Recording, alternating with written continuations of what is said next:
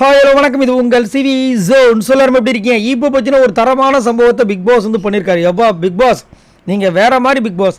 எனக்கு கூட காலையிலேயே ஒரு விஷயம் தோணுச்சு, என்ன இது அப்படின்னு. அதுக்கு இதுதானா ஆன்சர் அப்படின்ற மாதிரி இருந்துச்சு. சூப்பராக இருக்குது. என்னென்னா ஏஞ்சல் வெர்சஸ் டேவான்ன்ற ஒரு டாஸ்க் வரப்போகுது. நான் ஆல்ரெடி சொல்லியிருந்தேன். அதில் வந்து ஏஞ்சலில் பார்த்தீங்கன்னா எல்லாருமே வந்து ரொம்ப புனிதர்கள் மாதிரியே இருக்காங்க. ஆனால் அவங்களும் டெரர் பீஸ் தான். என்னடா இது டீமன்ஸ் அணியில் வந்து எல்லாருமே பயங்கர டெரர் பீஸாக இருக்குது. இந்த பக்கம் எல்லாம் கொஞ்சம் அந்த டீமே வந்து ரொம்ப மோசமாக இருக்கே, எப்படி இவங்களாம் வந்து தாங்க போகிறாங்க அப்படின்னு. ஆனால் இது எல்லாமே பார்த்தீங்கன்னா அவங்களுக்கு அவங்களே வச்சுக்கிட்டு ஆப்பு. என்னென்னா பிக் பாஸ் வந்து திடீர்னு ஒரு டாஸ்க் கொடுக்குறாரு. Super task. என்னென்னா நீங்கள் இவ்வளோ நாள் இங்கே வீட்டில் இருந்திருக்கீங்களா, உங்களுக்கு யார் யார் எப்படிப்பட்டவங்க உங்களுக்கு நல்லாவே தெரிஞ்சிருக்கும். இப்போ என்ன பண்ண போகிறீங்க, ஒரு 8 பேர் தேர்ந்தெடுக்க போகிறீங்க.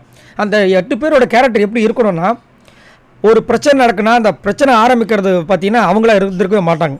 அந்த பிரச்சனை அவங்களால இது வரைக்கும் உருவானதாகவே இருந்துருக்கூடாது. அந்த மாதிரி ஒரு ஆள்.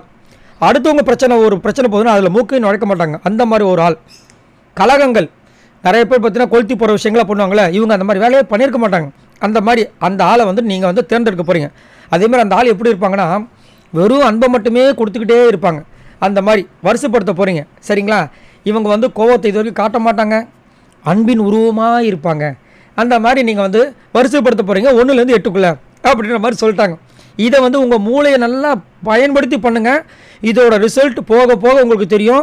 அதனால் கவனமாக தேர்ந்தெடுங்க அப்படின்னு. இவங்களுக்குள்ளே என்னவாக இருக்குன்னா, ஆஹா நம்மளுக்கு பிக் பாஸ் வந்து சொல்லியிருக்காரு, ஆல்ரெடி இண்டிவிஜுவல் கேம் ஸ்டார்ட் ஆகிடுச்சு, போன வாரம் ரணகலம் ஆகிடுச்சு, இந்த வாட்டி நம்ம பண்ணணும்னு சொல்லிட்டு எல்லாருமே வந்து போட்டி போட்டு எல்லாரையுமே இது பண்ணுறாங்க, அந்த நேமை கொடுக்குறாங்க.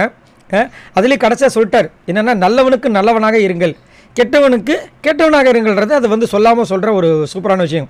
அதில் பார்த்திங்கன்னா அவங்க எல்லோரும் வந்துட்டு இந்த 8 பேர் யாரை வந்து தேர்ந்தெடுக்கிறாங்கன்னா, அன்பின் உருவமானு வந்தாவே உங்களுக்கு தெரியும், அதில் அன்ஷிதா கண்டிப்பாக இருப்பாங்க. பிரச்சனையை வந்து கிரியேட் பண்ணாதவங்க.